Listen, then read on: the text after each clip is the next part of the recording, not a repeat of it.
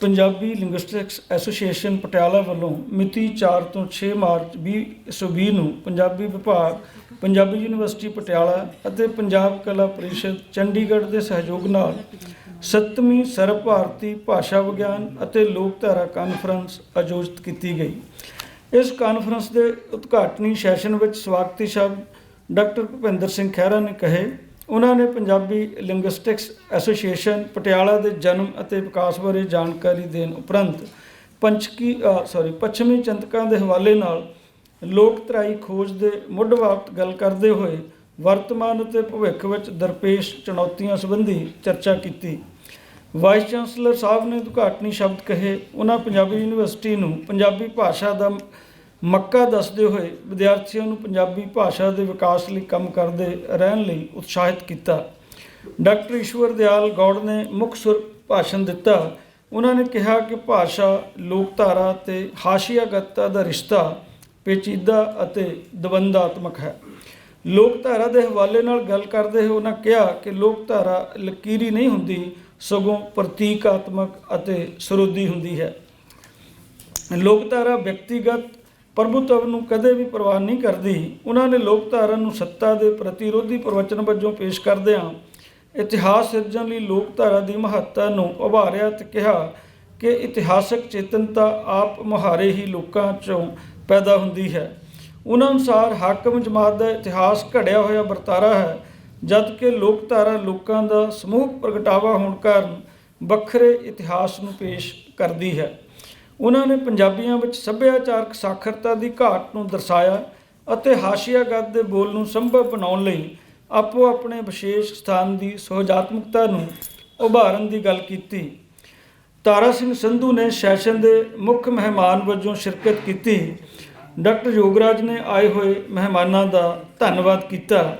ਇਸ ਕਾਨਫਰੰਸ ਦਾ ਪਹਿਲਾ ਅਕਾਦਮਿਕ ਸੈਸ਼ਨ ਹਾਸ਼ੀਆਕ੍ਰਿਤ ਅਤੇ ਹਾਸ਼ੀਆਕਰਨ ਵਿਸ਼ੇ ਉੱਤੇ ਰੱਖਿਆ ਗਿਆ। ਇਸ ਸੈਸ਼ਨ ਦੀ ਪ੍ਰਧਾਨਗੀ ਡਾਕਟਰ ਤਾਰਾ ਸਿੰਘ ਸੰਧੂ ਅਤੇ ਡਾਕਟਰ ਬੂਟਾ ਸਿੰਘ ਬਰਾੜ ਨੇ ਕੀਤੀ। ਇਸ ਸੈਸ਼ਨ ਦਾ ਸੰਚਾਲਨ ਡਾਕਟਰ ਪਵਨ ਟਿੱਬਾ ਨੇ ਕੀਤਾ। ਇਸ ਸੈਸ਼ਨ ਵਿੱਚ 3 ਪਰਚੇ ਪੜ੍ਹੇ ਗਏ।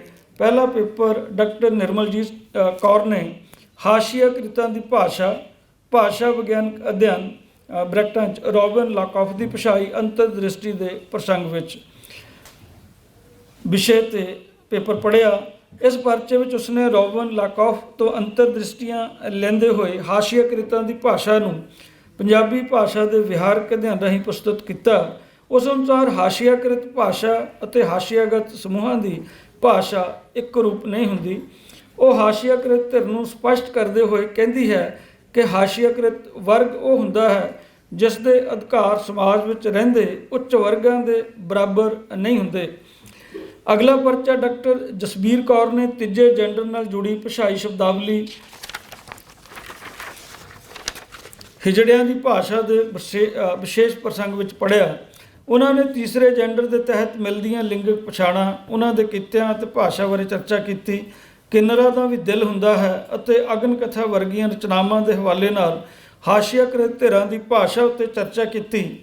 ਡਾਕਟਰ ਕੁਲਦੀਪ ਸਿੰਘ ਨੇ ਪੰਜਾਬ ਦੇ ਵਿਦਿਅਕ ਪ੍ਰਬੰਧ ਵਿੱਚ ਪੰਜਾਬੀ ਦਾ ਹਾਸ਼ੀਆਕਰਨ ਪਟਿਆਲਾ ਜ਼ਿਲ੍ਹੇ ਦੇ ਪ੍ਰਸੰਗ ਵਿੱਚ ਵਿਸ਼ੇ ਉੱਤੇ ਪਰਚਾ ਪੜ੍ਹਿਆ।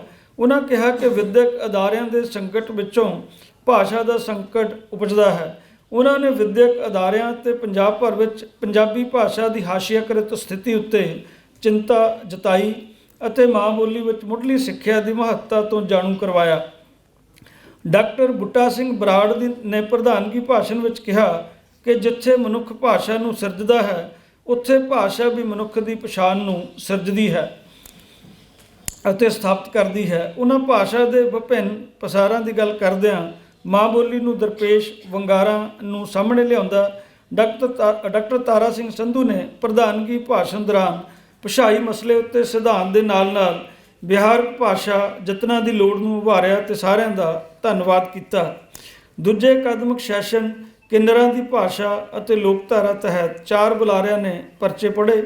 ਇਸ ਸੈਸ਼ਨ ਦਾ ਸੰਚਾਲਨ ਡਾਕਟਰ ਚਰਨਜੀਤ ਕੌਰ ਅਤੇ ਪ੍ਰਧਾਨਗੀ ਡਾਕਟਰ ਕਰਮਜੀਤ ਨੇ ਕੀਤੀ। ਪਹਿਲਾ ਪੇਪਰ ਸਰਬਜੀਤ ਕੌਰ ਨੇ ਪੰਜਾਬ ਦੀ ਲੋਕਧਾਰਾ ਵਿੱਚ 3rd ਜੈਂਡਰ, ਪੇਸ਼ਕਾਰੀ, ਸਥਿਤੀ ਅਤੇ ਹੁੰਗਾਰਾ ਵਿਸ਼ੇ ਉੱਤੇ ਪੜ੍ਹਿਆ। ਉਹਨਾਂ ਨੇ ਥਰਡ ਜੈਂਡਰ ਦੇ ਵਰਗ ਵਿੱਚ ਆਉਂਦੇ ਜੀਆਂ ਲਈ ਸਮੁੱਚੇ ਰੂਪ ਵਿੱਚ ਵੰਨ ਸਵੰਨੀਆਂ ਲੈਂਗਿਕ ਪਛਾਣਾ ਨਾ ਵਰਤਦਿਆਂ ਇਹਨਾਂ ਵੰਨ-ਸਵੰਨੀਆਂ ਲਿੰਗਕ ਪਛਾਣਾਂ ਦੀ ਪੰਜਾਬੀ ਲੋਕਧਾਰਾ ਦੇ ਵੱਖੋ ਵੱਖਰੇ ਖੇਤਰਾਂ ਵਿੱਚ ਪੇਸ਼ਕਾਰੀ ਅਤੇ ਉਹਨਾਂ ਬਾਰੇ ਪੰਜਾਬੀ ਮਨੁੱਖ ਦੇ ਹੁੰਗਾਰੇ ਬਾਬਤ ਚਰਚਾ ਕੀਤੀ। ਸੁਖਵਿੰਦਰ ਸਿੰਘ ਨੇ ਪੰਜਾਬੀ ਗਲਪ ਵਿੱਚ ਕਿੰਨਰ ਭਾਸ਼ਾ ਦੀ ਪੇਸ਼ਕਾਰੀ ਦਾ ਸਮਾਜ ਵਿਗਿਆਨਕ ਅਧਿਐਨ ਵਿਸ਼ੇ ਉੱਤੇ ਪੇਪਰ ਪੜ੍ਹਿਆ। ਪੰਜਾਬੀ ਗਲਪ ਸਾਹਿਤ ਦੇ ਹਵਾਲੇ ਨਾਲ ਕਿੰਨਰ ਭਾਸ਼ਾ ਬਾਰੇ ਚਰਚਾ ਕਰਦਿਆਂ ਉਹਨਾਂ ਕਿਹਾ ਕਿ ਕਿੰਨਰ ਭਾਸ਼ਾ ਹਮੇਸ਼ਾ ਇੱਕ ਰੂਪ ਨਹੀਂ ਹੁੰਦੀ, ਸਗੋਂ ਵਿਭਿੰਨ ਪਰਿਸਥਿਤੀਆਂ ਅਨੁਕੂਲ ਬਦਲਦੀ ਰਹਿੰਦੀ ਹੈ। ਇਸ ਤੋਂ ਅਗਲਾ ਪੇਪਰ ਸੰਦੀਪ ਕੌਰ ਨੇ ਨਾਵਲ ਕੀ ਜਾਣਾ ਮੈਂ ਕੌਣ ਵਿੱਚ ਕਿੰਨਰਾਂ ਲਈ ਵਰਤੀ ਗਈ ਅਪਭਾਸ਼ਾ ਇੱਕ ਅਧਿਐਨ ਵਿਸ਼ੇ ਉੱਤੇ ਪੇਸ਼ ਕੀਤਾ। ਉਹਨਾਂ ਨੇ ਹਰਪਿੰਦਰ ਰਾਣਾ ਦੇ ਨਾਵਲ ਕੀ ਜਾਣਾ ਮੈਂ ਕੌਣ ਦੇ ਹਵਾਲੇ ਨਾਲ ਕਿੰਨਰਾਂ ਲਈ ਵਰਤੀ ਜਾਂਦੀ ਅਪਭਾਸ਼ਾਈ ਸ਼ਬਦਾਵਲੀ ਬਾਰੇ ਚਰਚਾ ਕੀਤੀ। ਉਸ ਤੋਂ ਬਾਅਦ ਡਾਕਟਰ ਸੁਖਜੀਤ ਕੌਰ ਨੇ ਕਿੰਨਰ ਵਰਗ ਦੀ ਹਾਸ਼ੀਆਕ੍ਰਿਤ ਤਰਾਸਦੀ ਉੱਤੇ ਪਰਚਾ ਪੇਸ਼ ਕੀਤਾ। ਫਿਰ ਭੁਪਿੰਦਰ ਸਿੰਘ ਖਹਿਰਾ ਨੇ ਕਿੰਨਰਾਂ ਦੇ ਸਰੀਰ ਵਿਗਿਆਨਕ ਅਤੇ ਮਾਨਸਿਕ ਭਾਵਾਂ ਬਾਬਤ ਗੱਲ ਕੀਤੀ। ਡਾਕਟਰ ਕਰਮਜੀਤ ਸਿੰਘ ਨੇ ਆਪਣਾ ਪ੍ਰਧਾਨਗੀ ਭਾਸ਼ਣ ਦਿੰਦਿਆਂ ਕਿਹਾ ਕਿ ਕਿੰਨਰ ਸ਼ਬਦ ਖੁਸਰੇ ਦੇ ਲਈ ਨਹੀਂ ਸਗੋਂ ਇੰਦਰ ਦੇ ਮਜੂਸ਼ੀਅਨ ਲਈ ਵਰਤਿਆ ਜਾਂਦਾ ਰਿਹਾ ਹੈ। ਉਹ ਕਿੰਨਰਾਂ ਲਈ ਸ਼ਿਖੰਡੀ ਸ਼ਬਦ ਦੀ ਵਰਤੋਂ ਨੂੰ ਵਧੇਰੇ ਵਾਜਬ ਮੰਨਦੇ ਹੋਏ ਸ਼ਿਖੰਡੀ ਤੇ ਨਪੁੰਸਕ ਦੋਵੇਂ ਸ਼ਬਦਾਂ ਦਾ ਨਿਖੇੜਾ ਕਰਦਿਆਂ ਅਰੁੰਧਤੀ ਰਾਏ ਦੀ ਕਿਤਾਬ ਦਰਬਾਰੇ ਖੁਸ਼ੀਆਂ ਬੇਪਨਾਹ ਦੇ ਹਵਾਲੇ ਨਾਲ ਕਿੰਨਰਾਂ ਦੀ ਸਥਿਤੀ ਬਾਰੇ ਗੱਲ ਕਰਦੇ ਹਨ। ਕਾਨਫਰੰਸ ਦਾ ਤੀਜਾ ਅਕਾਦਮਿਕ ਸੈਸ਼ਨ ਕਬੀਲਿਆਂ ਦੀ ਭਾਸ਼ਾ ਵਿਸ਼ੇ ਉੱਪਰ ਸ਼੍ਰੀ ਚੰਦਰ ਪ੍ਰਕਾਸ਼ ਦੇਵਲ ਦੀ ਪ੍ਰਧਾਨਗੀ ਹੇਠ ਸਿੰਡੀਕੇਟ ਰੂਮ ਵਿੱਚ ਕੀਤਾ ਗਿਆ। ਇਸ ਸੈਸ਼ਨ ਦਾ ਸੰਚਾਲਨ ਡਾਕਟਰ ਰਾਜਵਿੰਦਰ ਸਿੰਘ ਨੇ ਕੀਤਾ ਅਤੇ ਡਾਕਟਰ ਬੁੱਟਾ ਸਿੰਘ ਬਰਾੜ ਨੇ ਮੁੱਖ ਮਹਿਮਾਨ ਵਜੋਂ ਸ਼ਮੂਲੀਅਤ ਕੀਤੀ। ਇਸ ਸੈਸ਼ਨ ਵਿੱਚ ਕੁੱਲ 4 ਪੇਪਰ ਪੜ੍ਹੇ ਗਏ। ਦਵਿੰਦਰ ਕੌਰ ਨੇ ਆਪਣੇ ਪੇਪਰ ਗੁੱਜਰ ਕਬੀਲੇ ਦੀ ਭਾਸ਼ਾ ਧੁਨੀ ਵਿਉਂਤ ਦੇ ਕੁਝ ਪੱਖ ਵਿੱਚ ਦੱਸਿਆ ਕਿ ਗੁੱਜਰਾਂ ਦੀ ਉਪਭਾਸ਼ਾ ਗੋਜਰੀ ਹੈ। ਉਹਨਾਂ ਨੇ ਆਪਣੇ ਖੋਜ ਪੱਤਰ ਨੂੰ ਪਿੰਡ ਕਬੂਲਪੁਰ ਜ਼ਿਲ੍ਹਾ ਜਲੰਧਰ ਦੇ ਗੁੱਜਰਾਂ ਦੀ ਭਾਸ਼ਾ ਦੀ ਧੁਨੀ ਵਿਉਂਤ ਉੱਪਰ ਕੇਂਦਰਿਤ ਕੀਤਾ। ਪੇਪਰ ਵਕਤਾ ਨੇ ਗੁੱਜਰਾਂ ਦੀ ਭਾਸ਼ਾ ਵਿੱਚ ਸਵਰ ਅਤੇ ਵਿਅੰਜਨ ਪੱਧਰ ਉੱਤੇ ਮਿਲਦੀਆਂ ਵਿਸ਼ੇਸ਼ਤਾਵਾਂ ਬਾਰੇ ਚਰਚਾ ਕੀਤੀ। ਦੂਸਰਾ ਪਰਚਾ ਲਖਵਿੰਦਰ ਸਿੰਘ ਨੇ ਬੌਰੀਆ ਜਾਤੀ ਦੀ ਭਾਸ਼ਾ ਦੀਆਂ ਕਿਰਿਆਵਾਂ ਦਾ ਮੁੰਡਾਰੀ ਕੁਰਕੂ ਅਤੇ ਸੰਥਾਲੀ ਜਾਤੀਆਂ ਦੀਆਂ ਭਾਸ਼ਾਵਾਂ ਨਾਲ ਵਿਆਕਰਨਕ ਅਧਿਐਨ ਵਿਸ਼ੇ ਉੱਪਰ ਪੇਸ਼ ਕੀਤਾ। ਪੇਪਰ ਵਕਤਾ ਅਨੁਸਾਰ ਬੌਰੀਆ ਜਾਤੀ ਦੇ ਭਾਸ਼ਾਈ ਅਤੇ ਸੱਭਿਆਚਾਰਕ ਲੱਛਣ ਆਸਟਰਿਕ ਭਾਸ਼ਾ ਪਰਿਵਾਰ ਦੀਆਂ ਮੁੰਡਾਰੀ ਕੁਰਕੂ ਅਤੇ ਸੰਥਾਲੀ ਜਾਤੀਆਂ ਦੀਆਂ ਭਾਸ਼ਾਵਾਂ ਨਾਲ ਕੁਝ ਮਿਲਦੇ ਹਨ ਅਤੇ ਉਹਨਾਂ ਨਾਲੋਂ ਕੁਝ ਵੱਖਰੇ ਵੀ ਹਨ। ਤੀਜਾ ਪੇਪਰ ਪਰਮਿੰਦਰ ਕੌਰ ਨੇ ਪੰਜਾਬ ਦੇ ਕਬੀਲਿਆਂ ਦੀ ਭਾਸ਼ਾ ਵਿਗਿਆਨ ਅਧਿਐਨ ਵਿਸ਼ੇ ਉੱਤੇ ਪੇਪਰ ਪੇਸ਼ ਕੀਤਾ। ਪੇਪਰ ਵਕਤਾ ਨੇ ਗਾਡੀ ਲੋਹਾਰ ਸਾਂਸੀ ਓਡ ਲੁਬਾਣਾ ਗੁੱਜਰ ਰਾਏ ਸਿੱਖ ਭੰਡ ਬੌਰੀ ਅਤੇ ਬਾਜੀਗਰ ਆਦਿ ਕਬੀਲਿਆਂ ਦੀ ਭਾਸ਼ਾਈ ਸ਼ਬਦਾਵਲੀ ਦਾ ਰੂਪ ਧੁਨੀ ਵਿਗਿਆਨਕ ਅਧਿਐਨ ਕਰਨ ਦੇ ਨਾਲ ਨਾਲ ਇਹਨਾਂ ਦੀ ਸ਼ਬਦਾਵਲੀ ਨੂੰ ਟਕਸਾਲੀ ਪੰਜਾਬੀ ਦੇ ਪ੍ਰਸੰਗ ਵਿੱਚ ਤੁਲਨਾਤਮਕ ਦ੍ਰਿਸ਼ਟੀ ਤੋਂ ਵੀ ਪਰਖਿਆ। ਉਹਨਾਂ ਨੇ ਕਿਹਾ ਕਿ ਕਬੀਲਿਆਂ ਦੀ ਭਾਸ਼ਾ ਦੀ ਸ਼ਬਦਾਵਲੀ ਵਿੱਚ ਸੰਧੀ ਅੱਖਰ ਆਗਮ ਅੱਖਰ ਲੋਪ ਸਵਰ ਵਿਅੰਜਨ ਵਿੱਚ ਤਬਦੀਲੀ ਆਦਿ ਨਿਯਮਾਂ ਅਧੀਨ ਪਰਿਵਰਤਨ ਹੋਣ ਕਾਰਨ ਪੰਜਾਬੀ ਟਕਸਾਲੀ ਭਾਸ਼ਾ ਨਾਲੋਂ ਵਖਰੇਵੇਂ ਉੱਭਰ ਕੇ ਸਾਹਮਣੇ ਆਉਂਦੇ ਹਨ। ਅਗਲਾ ਪੇਪਰ ਤਾਮਿਲਨਾਡੂ ਤੋਂ ਆਏ ਮੈਡਮ ਟੀ.ਐਸ. ਸੰਥੀ ਨੇ ਕੋਰਕੂ ਲੋਕਾਂ ਦੀ ਲਮਜਨਾ ਪ੍ਰਥਾ ਵਿਸ਼ੇ ਉੱਪਰ ਪੇਸ਼ ਕੀਤਾ। ਇਸ ਸੈਸ਼ਨ ਵਿੱਚ ਪ੍ਰਧਾਨਗੀ ਭਾਸ਼ਣ ਦਿੰਦਿਆਂ ਸ਼੍ਰੀ ਚੰਦਰ ਪ੍ਰਕਾਸ਼ ਦੇਵਲ ਨੇ ਕਿਹਾ ਕਿ ਹਰ ਕਬੀਲੇ ਅਤੇ ਸਮਾਜ ਦੀ ਅਸਮਿਤਾ ਉਸ ਦੀ ਭਾਸ਼ਾ ਦੇ ਕਾਰਨ ਹੁੰਦੀ ਹੈ। ਉਹ ਭਾਸ਼ਾ ਗਰੀਬ ਹੁੰਦੀ ਹੈ ਜਿਸ ਦੀ ਕੋਈ ਲਿਪੀ ਨਹੀਂ ਹੁੰਦੀ ਅਤੇ ਜਿਸ ਨੂੰ ਪੜ੍ਹਨ ਪੜ੍ਹਾਉਣ ਦਾ ਕੋਈ ਪ੍ਰਬੰਧ ਨਹੀਂ ਹੁੰਦਾ। ਹੌਲੀ ਹੌਲੀ ਉਹ ਭਾਸ਼ਾ ਉਸ ਦੀ ਸੰਸਕ੍ਰਿਤੀ ਅਤੇ ਉਸ 'ਚ ਸੰਚਿਤ ਵਰ੍ਹਿਆਂ ਦਾ ਗਿਆਨ ਮਰ ਜਾਂਦਾ ਹੈ। ਉਹਨਾਂ ਨੇ ਕਬੀਲਿਆਂ ਤੋਂ ਜਾਤੀ ਵਿੱਚ ਪਰਿਵਰਤਨ ਹੋਏ ਕੁਝ ਕਬੀਲਿਆਂ ਜਿਵੇਂ ਔਡ ਬੌਰੀਆ ਆਦਿ ਬਾਰੇ ਵੀ ਗੱਲਬਾਤ ਕੀਤੀ। ਡਾਕਟਰ ਬੁੱਟਾ ਸਿੰਘ ਬਰਾੜ ਨੇ ਮੁੱਖ ਮਹਿਮਾਨ ਵਜੋਂ ਸ਼ਿਰਕਤ ਕਰਦਿਆਂ ਕਿਹਾ ਕਿ ਖੋਜੀਆਂ ਨੂੰ ਕਬੀਲਿਆਂ ਬਾਰੇ ਰੈਂਡਮ ਤਰੀਕੇ ਨਾਲ ਡਾਟਾ ਇਕੱਤਰ ਕਰਨ ਦੀ ਥਾਂ ਕਿਸੇ ਖਾਸ ਖੇਤਰ ਵਿੱਚੋਂ ਡਾਟਾ ਇਕੱਠਾ ਕਰਨਾ ਚਾਹੀਦਾ ਹੈ ਤਾਂ ਕਿ ਉਸ ਵਰਗ ਬਾਰੇ ਸਾਰਥਕ ਸਿੱਟੇ ਕੱਢੇ ਜਾ ਸਕਣ। ਹਾਸ਼ੀਆਕ੍ਰਿਤਾਂ ਦੇ ਉਚਾਰਾਂ ਦਾ ਭਾਸ਼ਾ ਵਿਗਿਆਨਕ ਅਧਿਐਨ ਵਿਸ਼ੇ ਉੱਤੇ ਹੋਏ ਚੌਥੇ ਸੈਸ਼ਨ ਦਾ ਸੰਚਾਲਨ ਡਾਕਟਰ ਜਸਵਿੰਦਰ ਸਿੰਘ ਸੈਣੀ ਨੇ ਕੀਤਾ। ਇਸ ਸੈਸ਼ਨ ਦੀ ਪ੍ਰਧਾਨਗੀ ਡਾਕਟਰ ਸੁਮਨਪ੍ਰੀਤ ਕੌਰ ਨੇ ਕੀਤੀ। ਇਸ ਸੈਸ਼ਨ ਵਿੱਚ 5 ਬੁਲਾਰਿਆਂ ਵੱਲੋਂ ਪਰਚੇ ਪੜ੍ਹੇ ਗਏ। ਹਰਵਿੰਦਰ ਕੌਰ ਨੇ ਤੋਤਲੇ ਵਿਅਕਤੀਆਂ ਦੀ ਭਾਸ਼ਾਈ ਤੌਰ 'ਤੇ ਹਾਸ਼ੀਆਕ੍ਰਿਤ ਸਥਿਤੀ ਬਾਰੇ ਪਰਚਾ ਪੜ੍ਹਿਆ। ਉਹਨਾਂ ਨੇ ਤੋਤਲੇ ਵਿਅਕਤੀਆਂ ਦੁਆਰਾ ਉਚਾਰੀਆਂ ਧੁਨੀਆਂ ਦੀਆਂ ਕਿਸਮਾਂ, ਇਹਨਾਂ ਦੇ ਆਪਸੀ ਵਟਾਂਦਰੇ ਅਤੇ ਤੋਤਲੇਪਣ ਦੇ ਕਾਰਨਾਂ ਨੂੰ ਉਭਾਰਦਿਆਂ ਕਿਹਾ ਕਿ ਤੋਤਲੇਪਣ ਦਾ ਭਾਸ਼ਾ ਦੇ ਸਿੱਖਣ ਦੇ ਪੜਾਵਾਂ ਨਾਲ ਕੋਈ ਸੰਬੰਧ ਨਹੀਂ ਹੁੰਦਾ। ਲਛਮਣ ਪਵਾਰ ਨੇ ਭਾਸ਼ਾ ਪ੍ਰਾਪਤੀ ਦੇ ਆਧਾਰ ਤੱਤ ਅਤੇ ਭਾਸ਼ਾਈ ਅਪੰਗਤਾ ਵਿਸ਼ੇ ਉੱਤੇ ਪਰਚਾ ਪੇਸ਼ ਕੀਤਾ। ਉਹ ਉਚਾਰਨ ਦੋਸ਼ਾਂ ਦੇ ਆਧਾਰ ਉੱਤੇ ਭਾਸ਼ਾਈ ਅਪੰਗਤਾ ਨੂੰ ਪਕੜਨ ਦੀ ਕੋਸ਼ਿਸ਼ ਕਰਦਿਆਂ ਉਚਾਰਨ ਨੂੰ ਪ੍ਰਭਾਵਿਤ ਕਰਨ ਵਾਲੇ ਜੈਵਿਕ ਅਤੇ ਸਮਾਜਿਕ ਕਾਰਨਾਂ ਦੀ ਸ਼ਨਾਖਤ ਕਰਦਾ ਹੈ। ਲੋਕ ਕਿੱਸਾ ਦੇ ਮੰਤਰ ਸਮਾਜ ਭਾਸ਼ਾ ਵਿਗਿਆਨਕ ਅਧਿਐਨ ਪੰਜਾਬ ਦੇ ਵਿਸ਼ੇਸ਼ ਸੰਦਰਭ ਵਿੱਚ ਵਿਸ਼ੇ ਉੱਤੇ ਪਰਚਾ ਪੇਸ਼ ਕਰਦਿਆਂ ਨਵਰੀਤ ਕੌਰ ਨੇ ਲੋਕ ਚਿਕਿਤਸਾ ਲਈ ਵਰਤੇ ਜਾਂਦੇ ਘਰੇਲੂ ਮੰਤਰਾਂ ਦਾ ਅਧਿਐਨ ਪੇਸ਼ ਕੀਤਾ। ਸੁਖਮਨਪ੍ਰੀਤ ਕੌਰ ਕਬੀਰ ਬਾਣੀ ਵਿਚਲੇ ਦਲਿਤ ਪ੍ਰਸੰਗਿਕ ਪਾਠ ਪ੍ਰਬੰਧਾਂ ਦਾ ਪ੍ਰਵਚਨ ਵਿਸ਼ਲੇਸ਼ਣ ਵਿਸ਼ੇ ਨੂੰ ਆਪਣੇ ਪਰਚੇ ਦਾ ਆਧਾਰ ਬਣਾਇਆ। ਉਹ ਇਸ ਪਰਚੇ ਵਿੱਚ ਪ੍ਰਵਚਨ ਨੂੰ ਪਰਿਭਾਸ਼ਿਤ ਕਰਦਿਆਂ ਸੱਤਾ ਦੁਆਰਾ ਸਥਾਪਿਤ ਪ੍ਰਵਚਨ ਦੇ ਪ੍ਰਤੀਰੋਧ ਵਜੋਂ ਸਿਰਜੇ ਕਬੀਰਬਾਣੀ ਦੇ ਪ੍ਰਵਚਨ ਦਾ ਅਧਿਐਨ ਪ੍ਰਸਤੁਤ ਕਰਦੀ ਹੈ। ਵਰਿੰਦਰ ਖੁਰਾਣਾ ਆਪਣੇ ਪਰਚੇ ਵਰਗ ਆਧਾਰਿਤ ਸਮਾਜ ਵਿੱਚ ਭਾਸ਼ਾ ਬਣਤਰ ਦਾ ਸਮਾਜ ਵਿਗਿਆਨਕ ਦਬੰਧ ਹਾਸ਼ੀਆਗਤ ਸਮੂਹਾਂ ਦੇ ਸੰਦਰਭ ਵਿੱਚ ਭਾਸ਼ਾ ਵਿੱਚ ਪਾਏ ਜਾਂਦੇ ਵਰਗ ਆਧਾਰਿਤ ਵਖਰੇਵੇਂ ਬਾਰੇ ਚਰਚਾ ਕਰਦਾ ਹੈ। ਉਸ ਅਨੁਸਾਰ ਹਾਸ਼ੀਆਗਤ ਸਮੂਹਾਂ ਦੀ ਭਾਸ਼ਾ ਵੱਖਰੀ ਨਹੀਂ ਹੁੰਦੀ, ਸਗੋਂ ਪ੍ਰਚਲਿਤ ਭਾਸ਼ਾ ਵਿੱਚ ਸਮਾਜਿਕ ਅਤੇ ਆਰਥਿਕ ਹਾਲਾਤਾਂ ਅਨੁਸਾਰ ਭਾਸ਼ਾਈ ਵਖਰੇਵੇਂ ਪੈਦਾ ਹੋ ਜਾਂਦੇ ਹਨ। ਪੰਜਵਾਂ ਅਤੇ ਛੇਵਾਂ ਅਕਾਦਮਿਕ ਸੈਸ਼ਨ ਕਬੀਲੇ ਦੀ ਲੋਕਧਾਰਾ 1 ਅਤੇ 2 ਵਿਸ਼ੇ ਉੱਪਰ ਸੈਨੇਟ ਹਾਲ ਵਿੱਚ ਕੀਤਾ ਗਿਆ। ਇਸ ਸੈਸ਼ਨ ਦੀ ਪ੍ਰਧਾਨਗੀ ਡਾਕਟਰ ਲਾਭ ਸਿੰਘ ਖੀਵਾ ਨੇ ਕੀਤੀ। ਇਸ ਸੈਸ਼ਨ ਦਾ ਸੰਚਾਲਨ ਡਾਕਟਰ ਗੁਰਸੇਵਕ ਸਿੰਘ ਲੰਬੀ ਨੇ ਕੀਤਾ। ਇਸ ਸੈਸ਼ਨ ਵਿੱਚ ਕੁੱਲ 4 ਪੇਪਰ ਪੜ੍ਹੇ ਗਏ। ਪਹਿਲਾ ਪਰਚਾ ਮੂਰਤੀ ਕੌਰ ਨੇ ਗਾਡੀ ਲੋਹਾਰ ਕਬੀਰ ਦੇ ਲੋਕਾਂ ਦੇ ਆਰ ਵਿਹਾਰ ਬਾਰੇ ਪੜ੍ਹਿਆ। ਇਸ ਪੇਪਰ ਵਿੱਚ ਉਸਨੇ ਗਾਡੀ ਲੋਹਾਰਾਂ ਬਾਰੇ ਜਾਣਕਾਰੀ ਦਿੰਦਿਆਂ ਉਹਨਾਂ ਦੇ ਜੀਵਨ ਉੱਪਰ ਵਿਸ਼ਵੀਕਰਨ ਜਾਂ ਸਮਕਾਲੀ ਸਮੇਂ ਦੇ ਪ੍ਰਭਾਵਾਂ ਨੂੰ ਬਿਆਨ ਕੀਤਾ।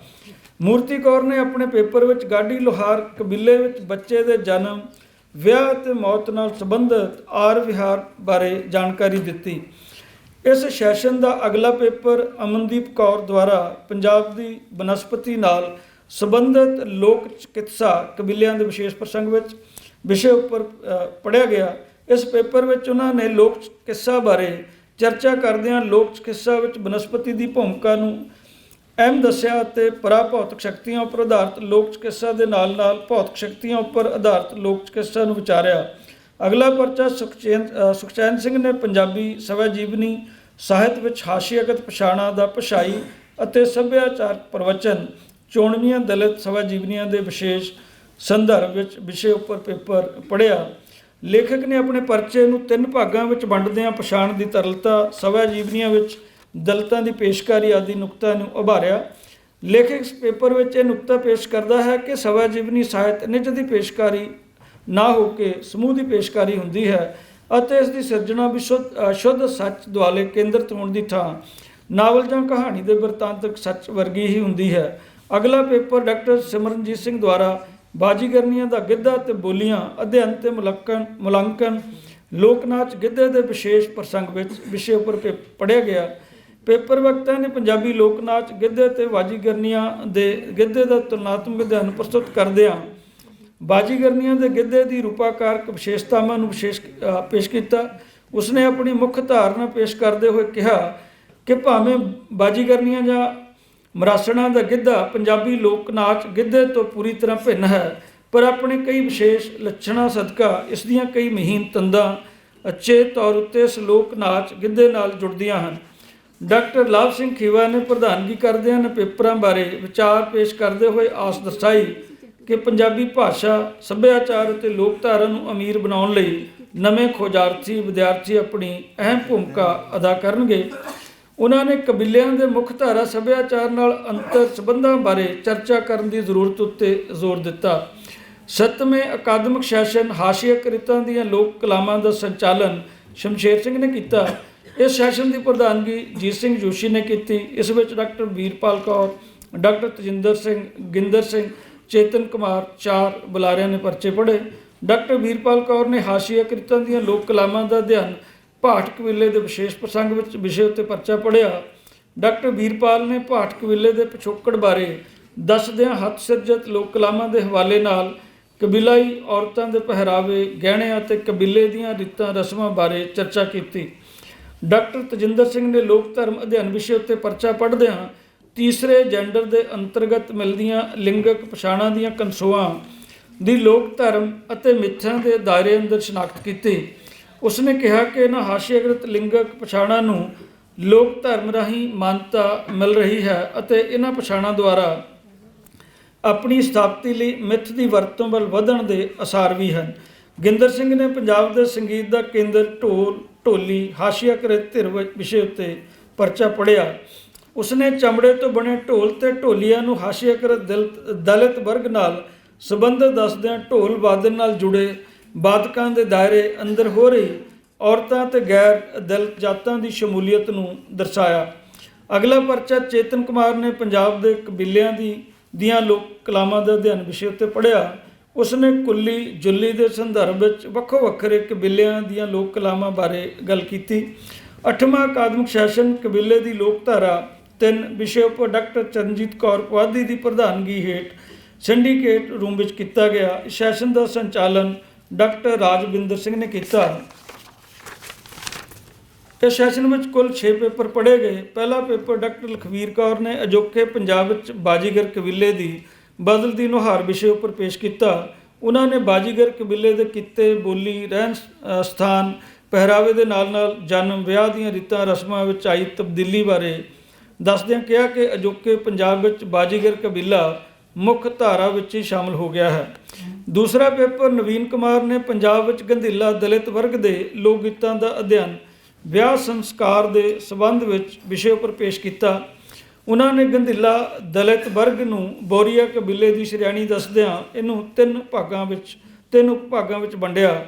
ਆਪਣਾ ਮੁੱਖ ਫੋਕਸ ਝਾੜੂ ਅਤੇ ਜੂੜੇ ਬਣਾਉਣ ਵਾਲੀ ਗੰਧੀਲਾ ਸ਼੍ਰੇਣੀ ਦੇ ਵਿਆਹ ਨਾਲ ਸੰਬੰਧਿਤ ਲੋਕ ਗੀਤਾਂ ਉੱਪਰ ਕੇਂਦਰਿਤ ਰੱਖਦਿਆਂ ਉਹਨਾਂ ਨੇ ਗੰਧੀਲਾ ਦਲਿਤ ਵਰਗ ਦੇ ਲੋਕ ਗੀਤਾਂ ਵਿੱਚ ਅੰਚਲਕ ਧੁਨੀ, ਸਥਾਨਕ ਰੰਗਤਾ, ਉਪਭਾਸ਼ਾਈ ਉਚਾਰਨ ਉਭਾਰਿਆ। ਅਗਲਾ ਪੇਪਰ ਬਲਜੀਤ ਕੌਰ ਨੇ ਪੰਜਾਬ ਦੇ ਕਬੀਲਾਈ ਸਮਾਜ ਵਿੱਚ ਟੋਟਮ ਅਤੇ ਟੈਬੂ, ਮਾਨਸਾ ਜ਼ਿਲ੍ਹੇ ਦੇ ਬੌਰੀਆ, ਗਾਡੀ, ਲੋਹਾਰ ਤੇ ਜੋਗੀ ਕਬੀਲੇ ਦੇ ਸੰਦਰਭ ਵਿੱਚ ਵਿਸ਼ੇ ਉੱਪਰ ਪੇਸ਼ ਕੀਤਾ। ਉਹਨਾਂ ਕਿਹਾ ਕਿ ਟੋਟਮ ਅਤੇ ਟੈਬੂ ਅੱਜ ਵੀ ਕਬੀਲਾਈ ਪ੍ਰਬੰਧ ਨੂੰ ਚਲਾਉਣ ਅਤੇ ਪੂਰੇ ਕਬੀਲੇ ਨੂੰ ਆਪਸ ਵਿੱਚ ਜੋੜੀ ਰੱਖਣ ਵਿੱਚ ਮੁੱਖ ਭੂਮਿਕਾ ਨਿਭਾ ਰਹੇ ਹਨ, ਭਾਵੇਂ ਕਿ ਇਹਨਾਂ ਵਿੱਚ ਥੋੜ੍ਹੀ ਬਹੁਤ ਨਰਮੀ ਵੀ ਆਈ ਹੈ। ਅਗਲਾ ਪੇਪਰ ਤਾਮਿਲਨਾਡੂ ਤੋਂ ਆਏ C.G. ਸ਼ੰਕਰ ਨੇ ਲੈਂਗੁਏਜ ਐਂਡ ਐਡਵਰਟਾਈਜ਼ਿੰਗ ਕਮਿਊਨੀਕੇਸ਼ਨ ਵਿਸ਼ੇ ਉੱਪਰ ਪੇਸ਼ ਕੀਤਾ। ਉਹਨਾਂ ਮਨੁੱਖੀ ਜੀਵਨ ਵਿੱਚ ਭਾਸ਼ਾ ਦੀ ਮਹੱਤਤਾ ਬਾਰੇ ਚਰਚਾ ਕਰਦਿਆਂ ਕਿਹਾ ਕਿ ਭਾਸ਼ਾ ਰਾਹੀਂ ਆਪਣੇ ਸੱਭਿਆਚਾਰ ਨੂੰ ਅੰਤਰਰਾਸ਼ਟਰੀ ਪੱਧਰ ਉੱਤੇ ਪੇਸ਼ ਕੀਤਾ ਜਾ ਸਕਦਾ ਹੈ। ਲਖਬੀਰ ਸਿੰਘ ਨੇ ਪੰਜਾਬੀ ਸਮਾਜ ਵਿੱਚ ਦਲਿਤ ਮਨੁੱਖ ਦਾ ਸਵੈ ਦ੍ਰਿਸ਼ਟੀਕੋਣ ਵਿਸ਼ੇ ਉੱਪਰ ਪੇਪਰ ਪੇਸ਼ ਕੀਤਾ। ਪੇਪਰ ਵਕਤਾ ਨੇ ਕਿਹਾ ਕਿ ਦਲਿਤ ਵਰਗ ਸਮਾਜਿਕ, ਆਰਥਿਕ, ਰਾਜਨੀਤਿਕ, ਧਾਰਮਿਕ ਅਤੇ ਸੱਭਿਆਚਾਰਕ ਪੱਖੋਂ ਦਮਿਤ ਵਰਗ ਹੈ। ਸਮਾਜਿਕ ਉਤਪੀੜਨ, ਸ਼ੋਸ਼ਣ, ਦਮਨ ਕਾਰਨ ਇਸ ਵਰਗ ਦੇ ਮਨਾਂ ਅੰਦਰ ਘਿਰਣਾ, ਹੀਨਤਾ, ਸਮਾਜਿਕ ਨਾ ਬਰਾਬਰੀ, ਸਹਿਮ, ਕ੍ਰੋਧ ਅਤੇ ਊਣਤਾਈਆਂ ਪੈਦਾ ਹੋਈਆਂ ਹਨ। ਅਗਲਾ ਪੇਪਰ ਡਾਕਟਰ ਹਰਮਿੰਦਰ ਸਿੰਘ ਨੇ ਸੈਨਿਕਾਂ ਦੀ ਲੋਕਧਾਰਾ ਵਿਸ਼ੇ ਉੱਪਰ ਪੇਸ਼ ਕੀਤਾ। ਉਹਨਾਂ ਨੇ ਸੈਨਿਕਾਂ ਨਾਲ ਸੰਬੰਧਿਤ ਲੋਕ ਗੀਤਾਂ, ਚੁਟਕਲਿਆਂ ਅਤੇ ਲੋਕ ਅਖਾਣਾਂ ਦਾ ਮੁਲਾਂਕਣ ਕਰਦਿਆਂ ਨੇ ਗੀਤਾਂ ਵਿੱਚ ਪੇਸ਼ ਹੋਈਆਂ ਫੌਜੀਆਂ ਨਾਲ ਵਿਆਹ ਕਰਵਾਉਣ ਸੰਬੰਧੀ ਪੰਜਾਬੀ ਮੁਟਿਆਰਾਂ ਦੀ ਦੁਵਿਧਾ ਦਾ ਜ਼ਿਕਰ ਕੀਤਾ। ਇਸ ਸੈਸ਼ਨ ਦੀ ਪ੍ਰਧਾਨਗੀ ਕਰਦਿਆਂ ਡਾਕਟਰ ਚਰਨਜੀਤ ਕੌਰ ਪੁਆਧੀ ਨੇ ਕਿਹਾ ਕਿ ਖੋਜ ਪੇਪਰ ਲਿਖਣ ਸਮੇਂ ਵਿਸ਼ੇ ਦੀ ਸਹੀ ਚੋਣ ਕਰਨਾ ਵੀ ਬਹੁਤ ਜ਼ਰੂਰੀ ਹੁੰਦਾ ਹੈ। ਖੋਜ ਪੇਪਰ ਦਾ ਵਿਸ਼ਾ ਬਹੁਤ ਸੀਮਤ ਅਤੇ ਸਪਸ਼ਟ ਹੋਣਾ ਚਾਹੀਦਾ ਹੈ। ਹਾਸ਼ੀਆਕ੍ਰਿਤ ਧਿਰਾਂ ਤੇ ਲੋਕ ਧਰਮ ਸਿਰਲੇਖ ਅਧੀਨ 9ਵਾਂ ਸੈਸ਼ਨ ਡਾਕਟਰ ਜਸਵਿੰਦਰ ਸਿੰਘ ਦੀ ਪ੍ਰਧਾਨਗੀ ਹੇਠ ਸੰਪੂਰਨ ਹੋਇਆ। ਇਸ ਸੈਸ਼ਨ ਦਾ ਸੰਚਾਲਨ ਡਾਕਟਰ ਚਰਨਜੀਤ ਕੌਰ ਨੇ ਕੀਤਾ। ਇਸ ਵਿੱਚ ਗੁਰਦੇਵ ਸਿੰਘ, ਰਜਨੀ ਹੰਸ ਤੇ ਅਮਨਦੀਪ ਕੌਰ ਨੇ ਪਰਚੇ ਪੜ੍ਹੇ। ਗੁਰਦੇਵ ਸਿੰਘ ਨੇ ਅਘੋਰੀ ਸਾਧ ਸੱਭਿਆਚਾਰ ਵਿੱਚ ਹਾਸ਼ੀਆਕ੍ਰਿਤ ਸੰਪਰਦਾਇ ਵਿਸ਼ੇ ਉੱਤੇ ਪਰਚਾ ਪੜ੍ਹਿਆ। ਉਸਨੇ ਅਘੋਰੀ ਸਾਧਾਂ ਦੇ ਪੂਜਾ ਵਿਧਾਨ, ਉਹਨਾਂ ਦੇ ਹਾਸ਼ੀਆਕ੍ਰਿਤ ਹੋਣ ਦੇ ਕਾਰਨਾਂ ਨੂੰ ਉਭਾਰਦਿਆਂ ਉਹਨਾਂ ਦੁਆਰਾ ਮੁੱਖ ਸੱਭਿਆਚਾਰ ਦੇ ਪ੍ਰਤੀਰੋਧ ਵਜੋਂ ਸਿਰਜੇ ਵਿਰੋਧ ਦੇ ਪ੍ਰਵਚਨ ਤੋਂ ਜਾਣੂ ਕਰਵਾਇਆ। ਰਜਨੀ ਹੰਸ ਨੇ ਪੰਜਾਬੀ ਲੋਕ ਧਰਮ ਵਿੱਚ ਸ਼ਿਵ ਦਾ ਮਹਾਂਕਾਲ ਸਰੂਪ ਵਿਸ਼ੇ 'ਤੇ ਪਰਚਾ ਪੜ੍ਹਿਆ। ਉਸਨੇ ਸ਼ਿਵ ਦੇ ਮਹਾਂਕਾਲ ਸਰੂਪ ਦੇ ਹਵਾਲੇ ਨਾਲ ਲੋਕ ਧਰਮ ਵਿੱਚ ਸਮੇਂ ਦੇ ਬ੍ਰਹਿਮੰਡੀ ਪਸਾਰਾਂ ਬਾਰੇ ਮਿਲਦੇ ਵਿਚਾਰਾਂ ਨਾਲ ਜਾਣ ਪਛਾਣ ਕਰਵਾਈ। ਅਮਨਦੀਪ ਕੌਰ ਨੇ ਲੋਕ ਧਰਮ ਅਤੇ ਹਾਸ਼ੀਆਗਤ ਧਿਰਾਂ ਉੱਤੇ ਵਿਸ਼ੇ ਉੱਤੇ ਪਰਚਾ ਪੜ੍ਹਿਆ। ਉਸਨੇ ਹਾਸ਼ੀਆਗਤ ਲੋਕ ਧਾਰਮਿਕ ਪੂਜਾ ਸਥਾਨਾਂ ਉੱਤੇ ਹਾਸ਼ੀਆਕ੍ਰਿਤ ਧਿਰਾਂ ਜਿਵੇਂ ਔਰਤਾਂ, ਦਲਿਤਾਂ, ਪਛੜੀਆਂ ਸ਼੍ਰੇਣੀਆਂ ਆਦਿ ਦੀ ਸ਼ਮੂਲੀਅਤ ਬਾਰੇ ਚਰਚਾ ਕੀਤੀ। 10ਵਾਂ ਅਕਾਦਮਿਕ ਸੈਸ਼ਨ ਲੋਕ ਸਾਹਿਤ ਵਿੱਚ ਹਾਸ਼ੀਆਕ੍ਰਿਤਾਂ ਦੀ ਪੇਸ਼ਕਾਰੀ ਵਿਸ਼ੇ ਉੱਤੇ ਹੋਇਆ। ਇਸ ਦਾ ਸੰਚਾਲਨ ਡਾਕਟਰ ਜਿੰਦਪਾਲ ਸਿੰਘ ਬਰਾੜ ਨੇ ਅਤੇ ਪ੍ਰਧਾਨਗੀ ਡਾਕਟਰ ਯੋਗਰਾਜ ਨੇ ਕੀਤੀ। ਪਹਿਲਾ ਪਰਚਾ ਪਵਨਜੀਤ ਕੌਰ ਨੇ ਈ ਲੋਕਧਾਰਾ ਹਾਸ਼ੀਆ ਕ੍ਰਿਤਾਂ ਦੀ ਪੇਸ਼ਕਾਰੀ ਵਿਸ਼ੇ ਉੱਤੇ ਪੇਸ਼ ਕੀਤਾ। ਉਸਨੇ ਸੋਸ਼ਲ ਮੀਡੀਆ ਤੇ ਫਿਲਮੀ ਜਗਤ ਦੇ ਹਵਾਲੇ ਨਾਲ ਹਾਸ਼ੀਆਕ੍ਰਿਤ ਧਿਰਾਂ ਜਿਵੇਂ ਔਰਤਾਂ ਕਿੰਨਰਾਂ ਨੂੰ ਦਰਪੇਸ਼ ਸਮੱਸਿਆ ਬਾਰੇ ਚਰਚਾ ਕੀਤੀ। ਦੂਜਾ ਪਰਚਾ ਅਮਨਪ੍ਰੀਤ ਕੌਰ ਢੀਂਡਸਾ ਨੇ ਪੰਜਾਬੀ ਲੋਕ ਕਥਾਵਾਂ ਵਿੱਚ ਹਾਸ਼ੀਆਕ੍ਰਿਤ ਧਿਰਾਂ ਦੀ ਪੇਸ਼ਕਾਰੀ ਵਿਸ਼ੇ ਉੱਤੇ ਪੜ੍ਹਿਆ। ਉਸਨੇ ਲੋਕ ਕਥਾਵਾਂ ਦੇ ਹਵਾਲੇ ਨਾਲ ਦਲਿਤਾਂ ਤੇ ਔਰਤਾਂ ਦੀ ਹਾਸ਼ੀਆਕ੍ਰਿਤ ਸਥਿਤੀ ਨੂੰ ਪੇਸ਼ ਕੀਤਾ। ਅਗਲੇ ਪਰਚੇ ਲਾਲ ਸਿੰਘ ਦਿਲ ਦੇ ਕਾਵਿ ਵਿੱਚ ਹਾਸ਼ੀਆਕ੍ਰਿਤ ਲਕਾਈ ਦਾ ਭਾਸ਼ਾਈ ਪ੍ਰਵਚਨ ਵਿੱਚ ਡਾਕਟਰ ਪਵਨ ਕੁਮਾਰ ਨੇ ਸਵਾਲਟਨ ਦੇ ਅਰਥਾਂ ਬਾਰੇ ਦੱਸਦਿਆਂ ਨਾਇਕਤਵ ਦੇ ਪਰੰਪਰਾਗਤ ਅਰਥਾਂ ਨੂੰ ਤੋੜ ਕੇ ਨਵੇਂ ਨਾਇਕਾਂ ਨੂੰ ਉਚਾਰਨ ਵਾਲੇ ਲਾਲ ਸਿੰਘ ਦਿਲ ਨੂੰ ਹਾਸ਼ੀਆਕ੍ਰਿਤ ਕਵੀ ਕਿਹਾ।